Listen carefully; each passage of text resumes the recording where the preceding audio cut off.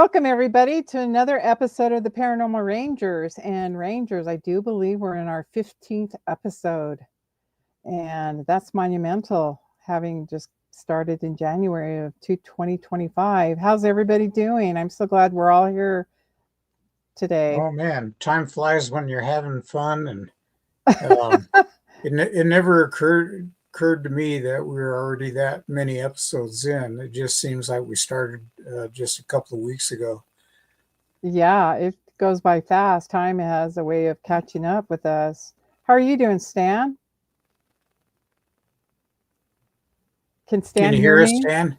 I can hear you. I don't see Michelle. Oh, oh, okay. Can you hear me? Can you hear her? No, I can't.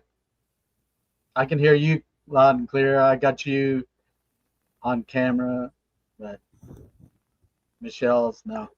I'm not appearing on your Are screen. are you on your phone or your computer? Who, me? Yeah. I'm on my computer. Well, Okay. tell him I'm going to be asking him how's he doing today. Yeah. She's just asking how you're doing. Yeah, I can't hear her, or Okay. it just Selective shows. selective hearing. I always get accused of having that. Yeah, you're coming in loud and clear and visually everything, but nothing for her. Oh, okay. Well, we'll be doing some translation today, obviously. There Uh, she. it's been advised that tell him, Jonathan, to leave Yeah. and come back into the I studio. can see you now. Everything's working. Oh, okay. Okay. Everything's working. Good.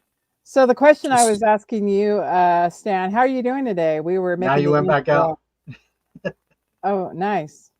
Oh, that's okay. crazy. You sure that UFO isn't Yeah, it's parked probably over the Messing with top of you. your? I think what I'm going to do is I'm going to log out and log back in. Okay. Okay, sounds good. Okay. You guys continue on. Okay. Jonathan, what I've noticed the last couple of times we've been on air, we've had some pretty interesting subject matter. Our technology is not working up to par like it usually does. I don't want to make it mean anything, but maybe the sensitivity of what we're talking about. Well, I know that this last week we had a Category 5 sun flare event, Yeah. and so that's been scrambling a lot of um, the communications all around the world, and then again, like I said, a while back, government might have that nondescript van parked down the street, blocking some of the signals. Yeah, the Mindy and Melissa show. In fact, we're going to re-record episode 2 and 3. The logistics on that one were just terrible, and going back to review it, it was not one of our best shows, but things happen, and we're real people and on a live network. So, anyways, Yeah, today, it's and thank you for that update on the flares because yeah, I've noticed, and it affects the body too as well. And I'm sure you've been feeling it. I don't know if you could tell the audience, but you have not felt your best this week. no, I caught a mild case of bronchitis, and so I just been feeling exhausted, and we'll leave it at that. Yeah, we don't need to go on the storyline as to what you had to do to get in order to feel this today a little bit better than you had been. It's really interesting. The topic of our show last week, we had some glitches too. Um, and this topic of the ant people and other unknown phenomena, I was, and that I really want Stan on this show because I wanted him to share a recent event that he had just had in his home. And we had that discussion, and as well as you have had it with him, talking about how this phenomena keeps interacting with all of us.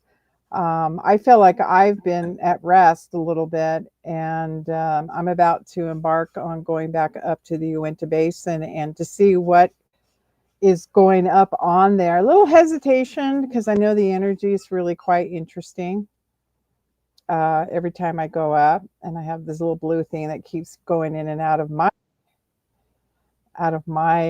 realm here. Now, can you hear us and see us, Dan? Hi, are you welcome back? Oh no. Can can Okay. can can you hear me?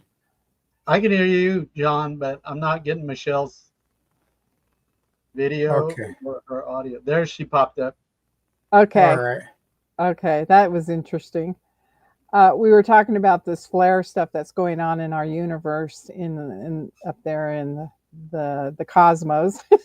Yep. John kind of reiterated what Yeah, because there's you know our solar system is the only one in the entire universe. So. right that gets affected, right? Not anybody else. Stan, I was just telling them, the audience, that you had gone something through some interesting things this week, and we had that discussion earlier about an event that occurred at your home. Would you like to share that so we can start getting on to moving on with the ant people and other known unknown phenomena and what Yeah. you uncovered? Yeah, this would fit the Well, other unknowns. yes. As John and Michelle know, uh, we live paranormal. It's there's no escaping it for us in some way or the other. It's always there, and so on uh, Sunday night and Monday morning early around 3 a.m. For some reason I'm awake and it's quiet. You know, in my bedroom, I have it set up where I have a box fan in my window, and it draws air out. And then I have another set of fans that are inside the bedroom that keep the room cool.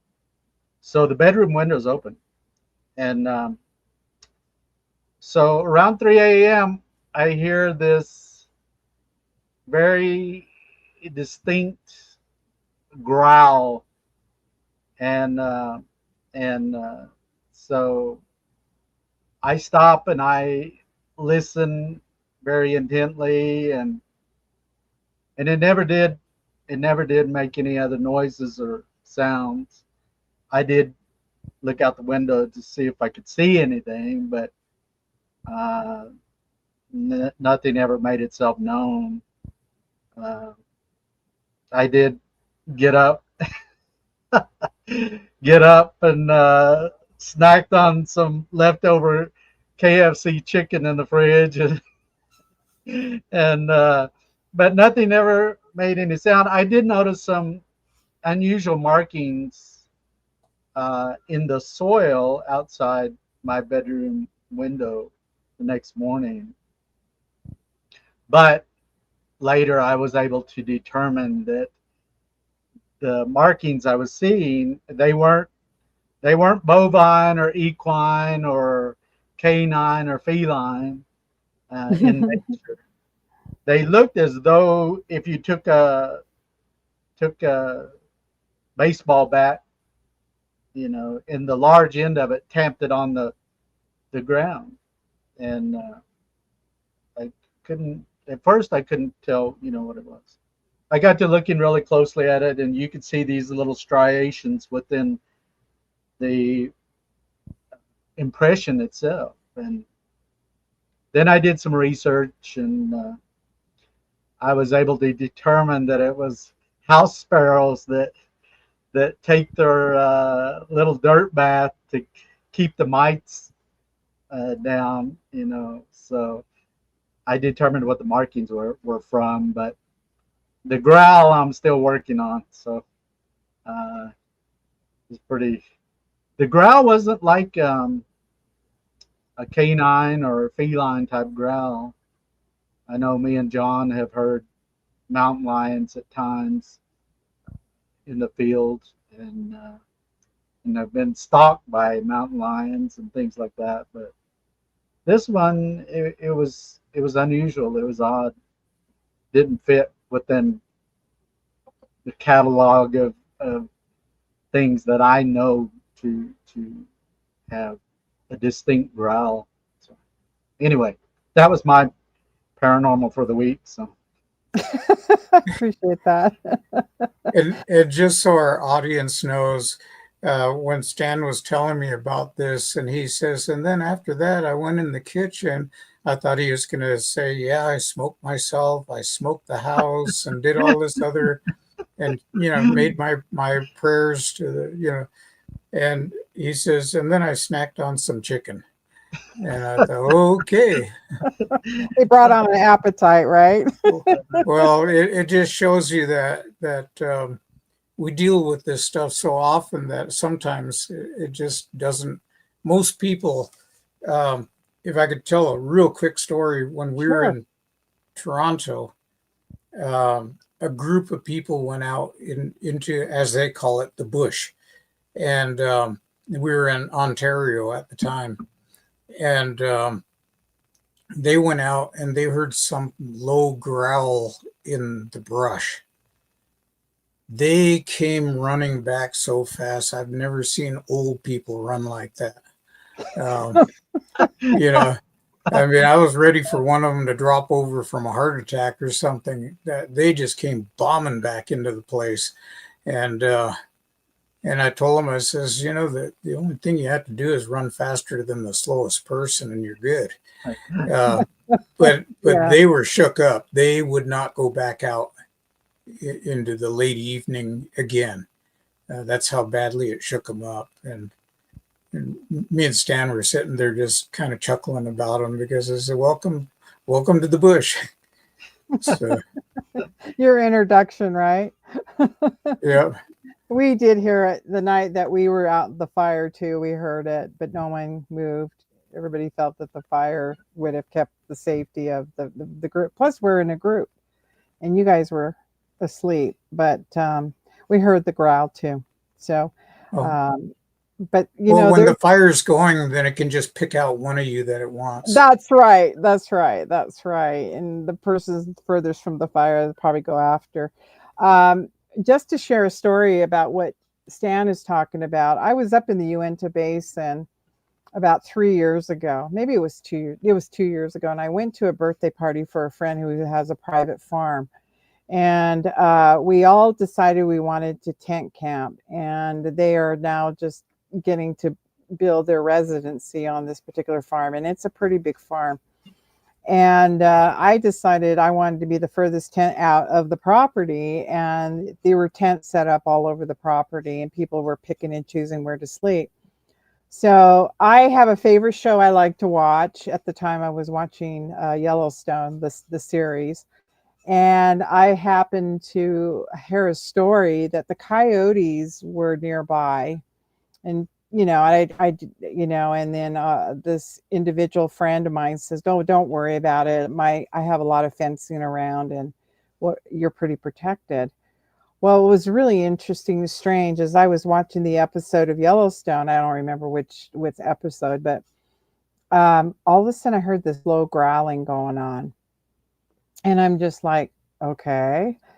And something started to circle my tent, and as I saw, you see dogs and they have that same, you can see them and you don't make a noise. And I did not make any noise.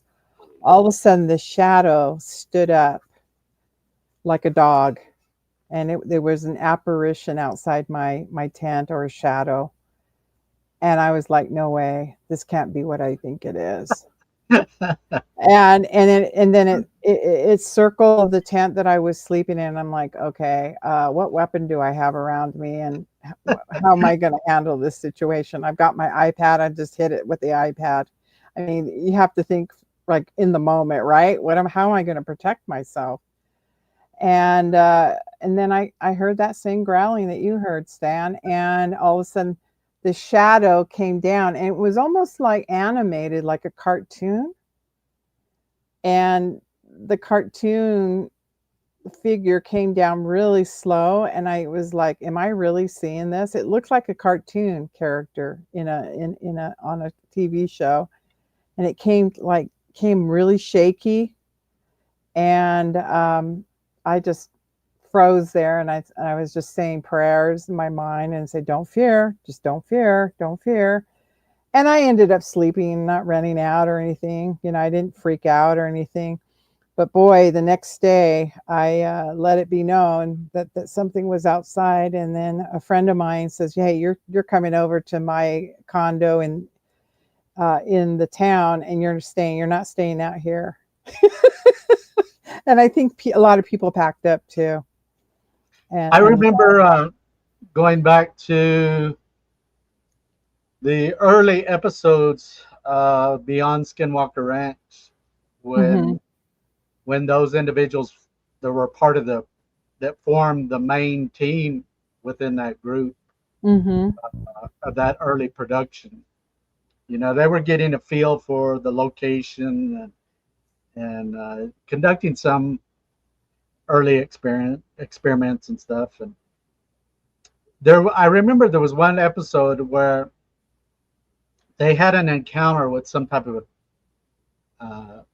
being or some apparition or something, and in that, uh, when me and my sister were watching it, playing it back, I could distinctly pick up on a really unique, deep, throaty growl that was hmm in that episode.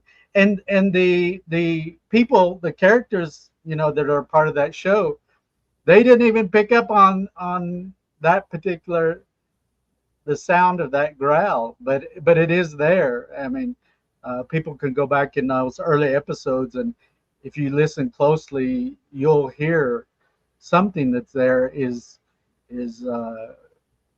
having making a deep throaty growl.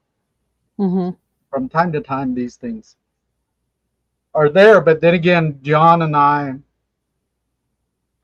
and even you, Michelle, I think we've learned not to give in to uh, displaying or even having the emotion of fear hmm with a lot of these different types of entities, and that some of them try to elicit some type of fear response from individuals, and you can see that in some of these television shows that deal with hauntings and paranormal and that kind of thing. They're jumping and running. And, but anyway, I just want to make that comment. So I guess we should jump into the main part of our Our, our title, yeah our agenda. the ant people. Um, this is an interesting photo. The ant people of the Hopi legends. And are you guys familiar with that legend? I am familiar with it in that um, a good friend of John and I that passed not that long ago, hmm an individual named Clifford Mahudi. He was a Zuni elder, and he was a spiritual person and medicine person, and he taught John and I a lot in the latter years of his life. And uh, John and I had so much respect for this individual.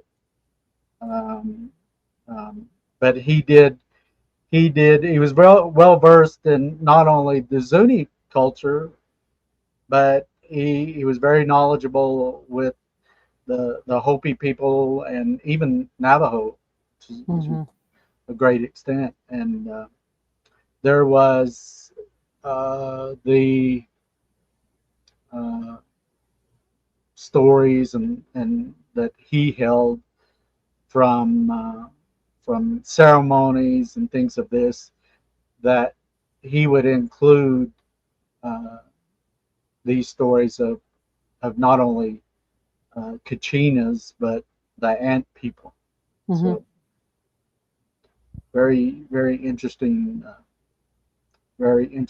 part of their uh, creation legend and that kind of thing. So Yeah, in Hopi culture, um, there was a great flood, just like everybody else has flood stories.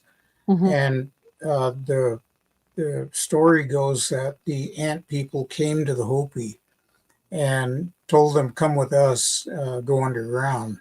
And they went underground with them, and they were able to seal off those entrances, and the Hopi people survived that way.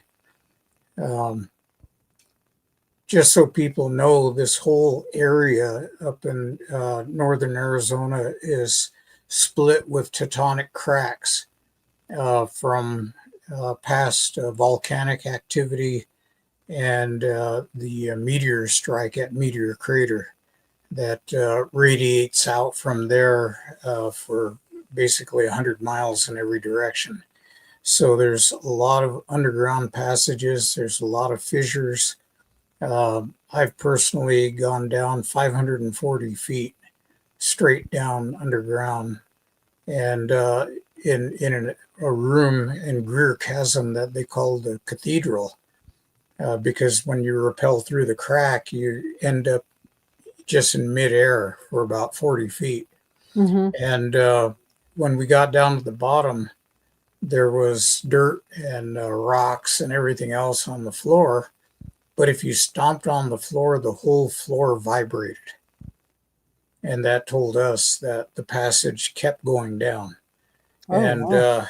and there's been stories of people out of Winslow that have gotten lost underground for as many as 6 or 8 days at a time, and came out, found their way out, and were nearly starving when they got out. So remember, John, when we escorted that group into the that cave in Marble Canyon yeah, area, Paiute Cave. mm, that even as deep as we got in that cave, there were artifacts of previous cultures that had been there, like sandal-like construction, and Yeah, different things cordage. like that.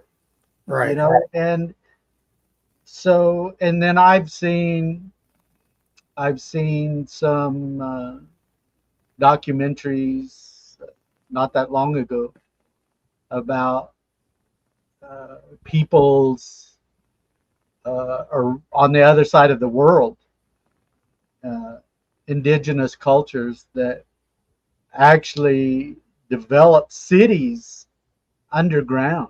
Hmm. I mean, really very elaborate cities that housed tens of thousands of people, underground.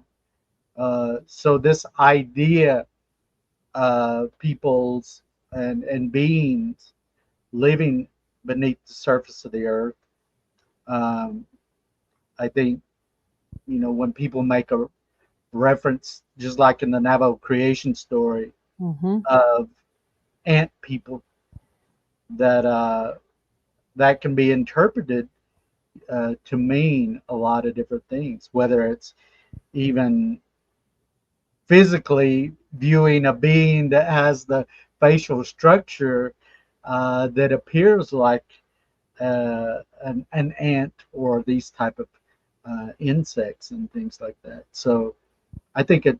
I think for the human race, there's so much that's there that we don't really clearly understand and know. I mean, John and I uh, pose the idea of uh, that there is a connection to other dimensions, just like that we associate with what is told in the creation story, Hmm. uh, coming through those different worlds, whether it's four worlds or the five world version, to get to this physical world that we're in today. So I think it's very, very interesting, this idea of ant people. You know, Stan, you say an interesting thing. We were talking about other cultures, ancient civilization back in the Babylonian time called the ant Anu, and uh, and then the Hopi word is also for Anu, and the root word for Naki, which means friends. So there's a theory right now that it could have been the present day Sumerians, the Anunnaki. Were they the ones that came and visit the indigenous on our earth during times of cataclysmic events that were to occur? And if you can go back that far to the Babylonian history, and they're telling of the same history that we're hearing today, and the uncovering of like these petroglyphs, which I'll show you right there, and right here, and um, sorry, that's not a great, but the legends that we've all been hearing about, could that been that type of being that existed in our galaxy, like you said, interdimensional beings that came to assist us during when the earth was going through a cataclysmic event. So is that coincidence or is it evidence? I think it's Yeah, open for interpretation. I mean, there's Mhm. so much going on. You have in South America, in one culture, you have basically what they were calling a gate, or a portal, if for lack of any better word. Mhm. And this it was just carved into the rock, and it just looks like a doorway in the rock. It doesn't go anywhere. There's a hole in the middle, probably to put something there, and nobody really knows what it was. But the people of that time said that they traveled through that gateway, and to me that sounds suspiciously like a portal. And Mhm. we just don't understand how it works. But and then like you have the Gila River tribe has a mountain range that they call the Estrellas, and Estrella in their language means stargate, Mhm. and the government is actually actively looking for a stargate or stargates.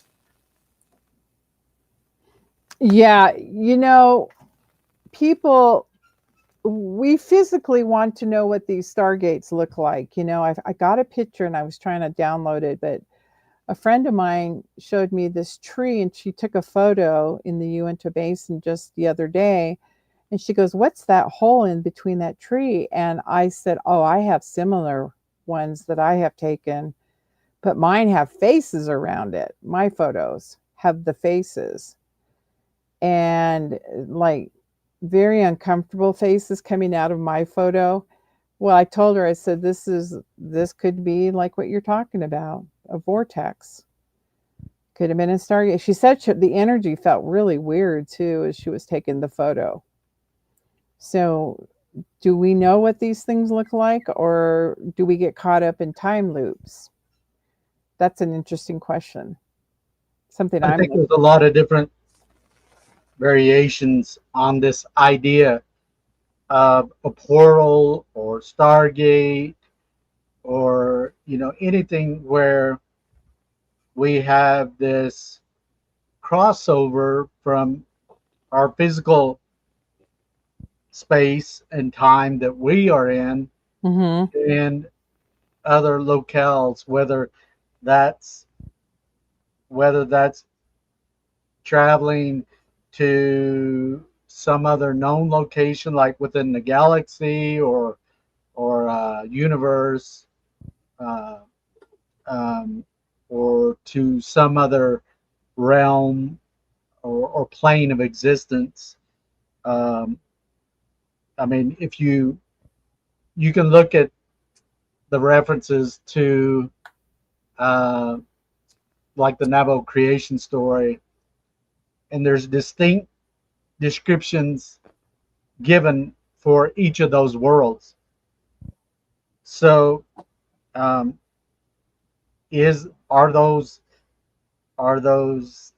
different different planes of existence, or are they other actual uh, planets or universes? Or I know within the Hopi creation story, they talk of uh, a number of different universes. I think I read, if I'm correct, uh, 9 universes.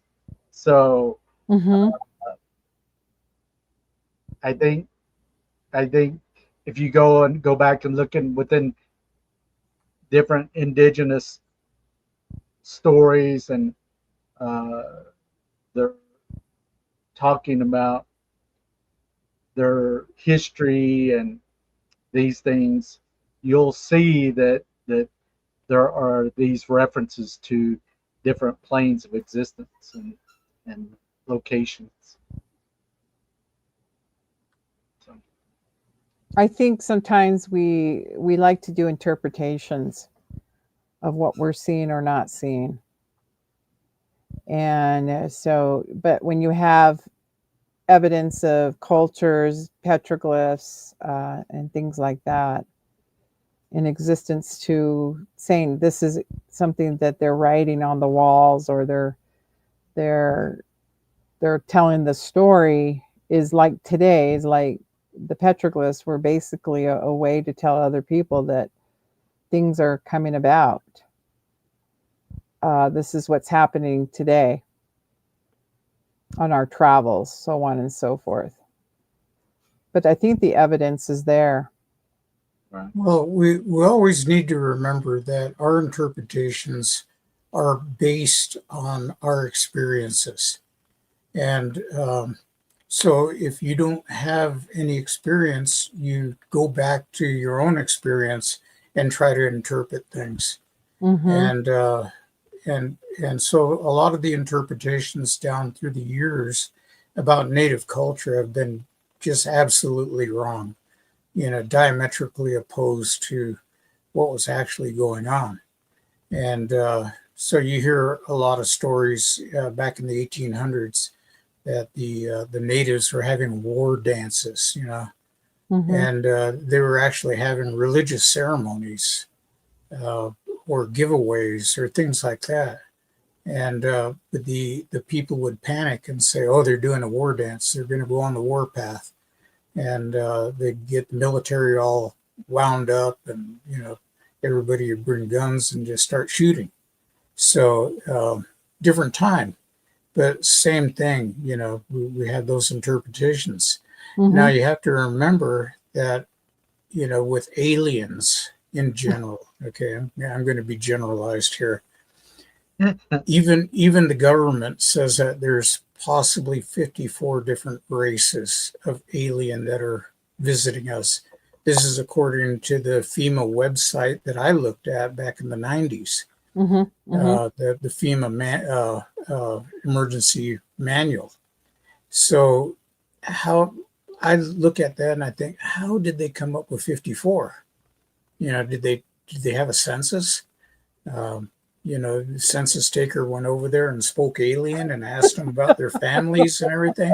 I have no idea. But somewhere along the line, they got the number 54. And, it just boggles the imagination how they came up with this.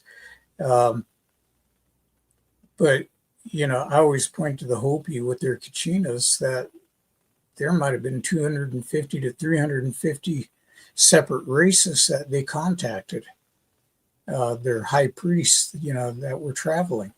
So, who's to say? And we look at something insect like, so we call it an ant person.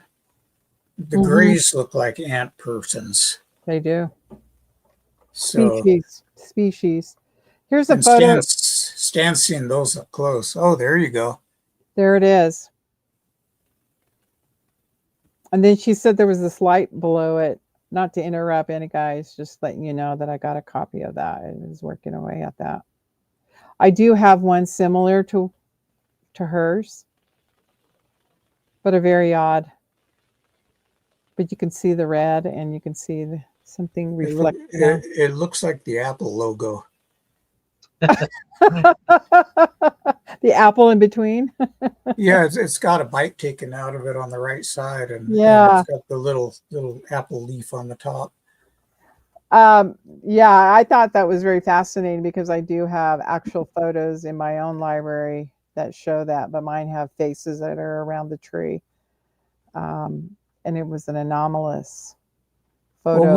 we always have this idea that any of these dimensional gates need to be right where we're walking, and Right. they don't. According to Navajo culture, they had to climb up using construction material to get up there, um, to get to a hole in the sky. The portal that was seen near north of Chaco Canyon was the Hmm. same thing. They saw a ripple and a hole appear in the sky, at 1 or 2 in the morning, and and they viewed it. They said it distorted the stars around it, Hmm. and it held there for about 15 or 20 minutes and then disappeared. So we always had this idea, and I had the same idea when I was doing archaeological law enforcement. You go to these canyons and you're standing there looking up and you see these petroglyphs that are up high on the wall.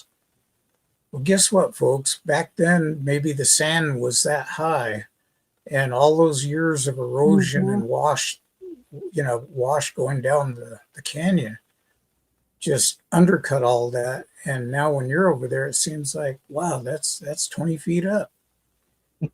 True.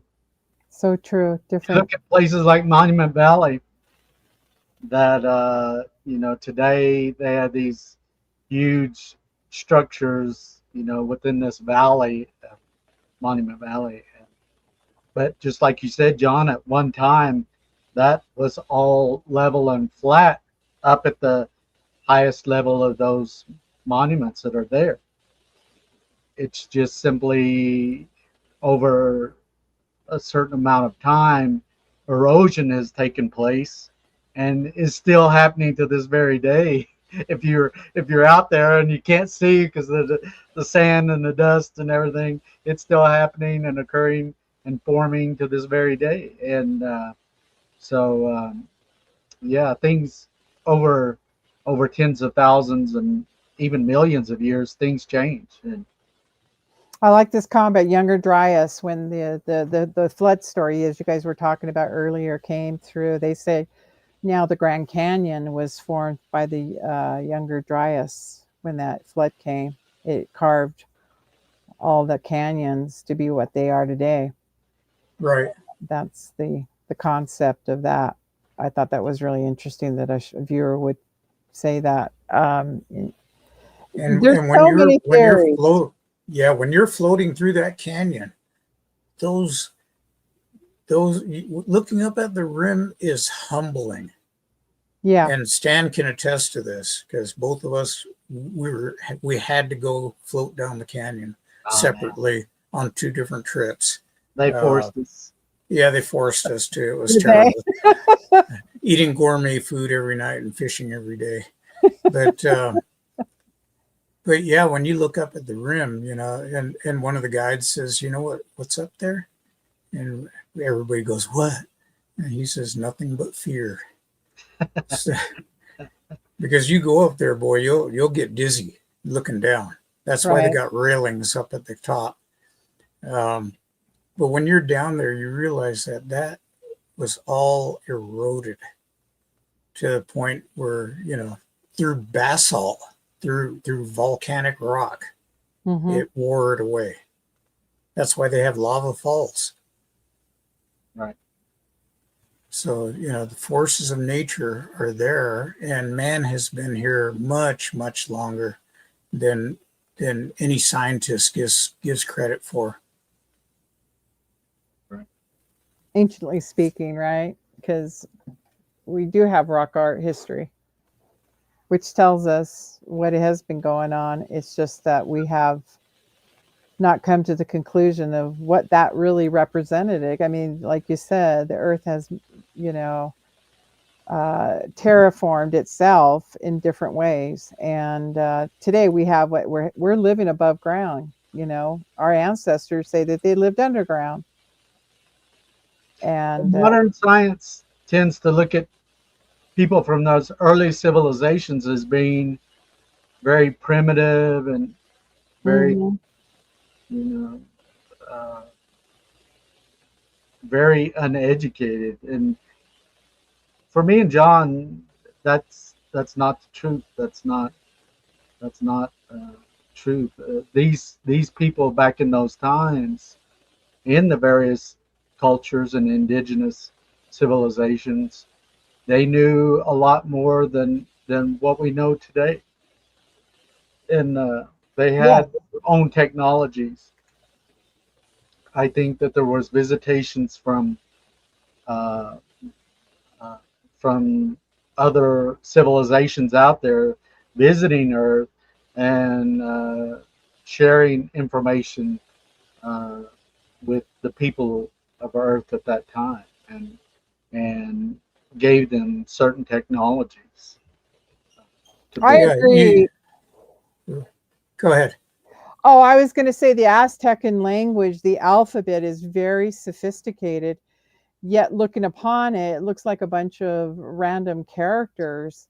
And there's no interpretation because they didn't have the stones that we have today to interpret. But that is a very complex language, the Aztecan language. And today it is revered for the communication that occurred between the Aztecan culture. And if you go back and recently I was in Belize, and you go back to their antiquities, their artifacts. I mean, they go back 10,000 years, way back past their own heightened civilization, which is, I think, during the colonial times. And so history, they go way back. I mean, they go way back. And I even asked the guy who was our guide, I said, how far? And he didn't really know how far they went back. And then I went and saw where an archaeologist had done the work, and it was 10,000 past their height of their civilization. If you ever see that movie done by, oh, what was his name that did, it was a very violent movie. I guess I can't remember. That's most of them today. Yeah, thank you. Thank you. I knew his, I can see his face. I'm trying to remember his name, but you know, the portrayal of the Aztecans, that they were unsophisticated, Oh, warlike, and apocalypto. apocalypto, and it wasn't even that way. In fact, I found out the people who were being sacrificed, they volunteered. They Yeah, thought it was an honorary thing, not forced. It was an honorary thing to die and be sacrificed to the gods. So there's that other misinterpretation that we have in our history. So what are people going to say about us today being Native American? And we're talking about the phenomena, the aliens, the ant people. We're talking about all this. It's based on interpretation of today. yeah. Again, it's what we've experienced and what we've learned in our lifetimes. But I tell you what, you go talk to some of the very elderly Navajo people out here, talk to the elderly people of just about any tribe. Those guys are full of knowledge. Mm-hmm. They are absolutely just overflowing with all kinds of knowledge. And they have names for the stars in their native languages. They have medicines. And I don't know if people out there know this, but a lot of medicines that we use today for headaches, for um, oh, what is that? Malaria. Mm-hmm. Uh, all those things came from Native Americans. Mm-hmm. So they had a very sophisticated medical knowledge. And you look at things like, I don't know how many of you know about the Koso artifact. They found a lump of coal with a piece of insulation material sticking out of it that looked like ceramic. And they took x rays and they found threads, and uh, they found something that looks like a modern day spark plug, and it was in a lump of coal that was about 1 million years old, and they cannot say that somebody dropped a spark plug in the coal field when it was first forming. We don't know. Yeah, it's an interesting thing what technology they have. Like today, our trash is going to be our archaeological remains, especially with the computers. You know, what are people going to say about us 10,000 years from now? Um, and then look in our trash heaps, and then they can get to make interpretations. And that's why we're doing this show, so we can leave a record, right? The A record record of stuck. the The record. record stuck. The record stuck. Exactly, exactly. So, in honorary of Clifford, Bill was able to find this photo. This was a religious man in his culture, but he put himself out there to teach others about his culture, but he was not well received in his own tribe. So, to you, Clifford, an honorary. Yeah. So like I said, the Greys could be mistaken for ant people, and they're small too. Um, there are many. You have mantis Mm-hmm, people. You have people that look like lizards. Um, the reptilians. You have the Nordics that look very tall and blonde, and so obviously they call them Nordics. But there's so many different types. There's even tall grays, believe it mm-hmm, or not. mm-hmm. And the grays are said to be almost mechanical, like they're like a cybernetic organism of some kind. They don't really think for themselves, and they don't have any emotions. It's been said that they have no souls, but this is our religious groups that are talking about this, that again, interpreting things based on their knowledge. So, you have to look at these things rather critically and realize that you're the one who makes that interpretation through the lens of your existence. True.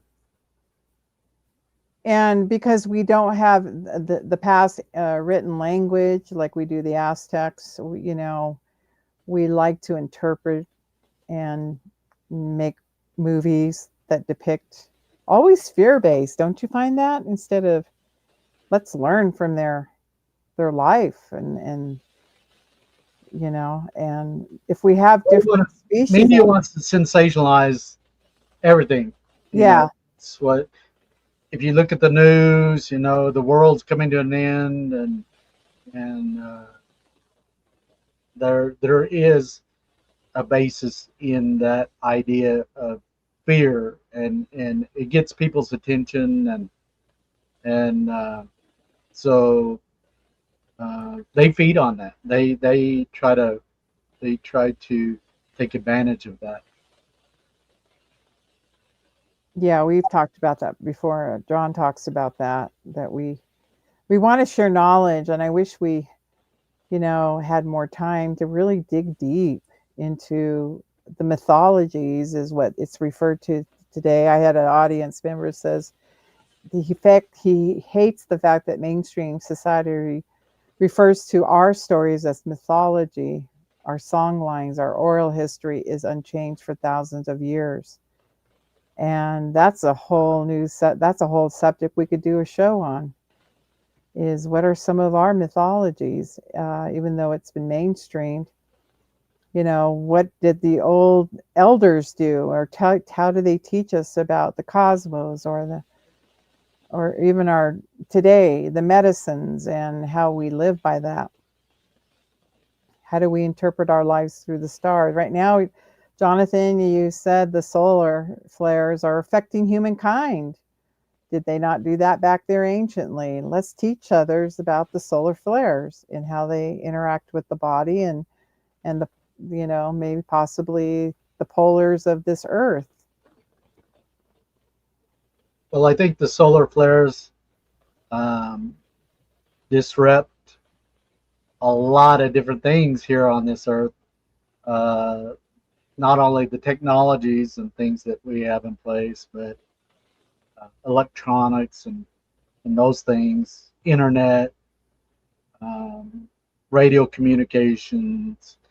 But as human beings, uh, we're also affected by these things, the solar flares and stuff. It affects our bodies and our minds in a lot of different ways. And so some days we wake up and we don't feel right. We feel off, for that day, and we're trying to go about our day doing the things that we need to get done, but we're also faced with the environmental factors of living on this little blue marble, this little blue planet. You know, it's affected by many different things. So Like they said, the full moons can affect the body too, and the tidal waves, the tides of the oceans can, you know, affect the Yeah. polarities, things like that. Some people get sick to their stomachs when there's a full moon. right. Okay, I see that we've just got a few minutes left. Um, Thank you for letting us share our meager pool of knowledge here, because we definitely don't have all the answers. We're searching for them just like you are. But thank you for being with us along for the ride, and we're hoping that we'll be around for quite a while. Michelle? Hey, you bet. Hey, guys, I want to remind the audience that there is a book out there that has been written by one of the paranormal rangers, Stanley Milford Jr. Go pick up your copy, and we haven't forgot about that, Stan. And you can let us know in the future if you're going to be speaking somewhere or in signing books. That'd be wonderful to have Sure. you be there, and people can Oh, come and see you. do you have the other one too? Yeah. Just for everybody's information, I'll be at the Smoky Mountain Bigfoot Conference in Gatlinburg, Tennessee, and get on their internet site and look it up. It's a 1 day deal, so I'll be there for that one.